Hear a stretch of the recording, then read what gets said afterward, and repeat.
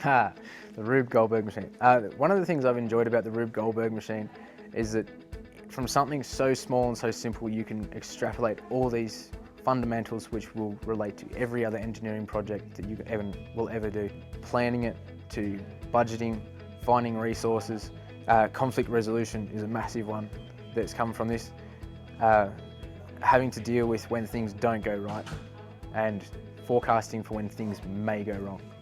What's been fun is actually being hands-on, screwing things in and building things.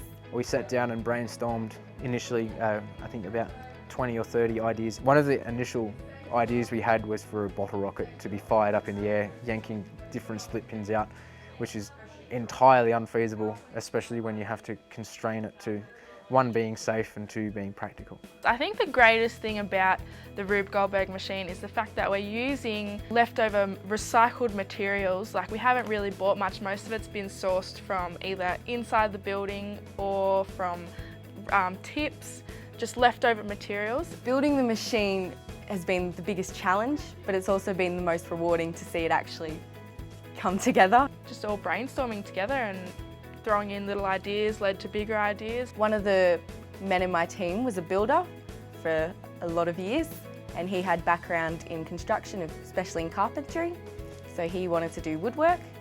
The other man in my team, he was a bike mechanic, and he really knows how wheels work. So we tried to embrace everyone's skills in building our machine. Just the teamwork, it's been tough working in teams, but it's preparing us for real life. Like, you're gonna have to work with people, and I think that's a great thing. We didn't know each other 2 weeks ago, and now we've all come together to build this massive machine.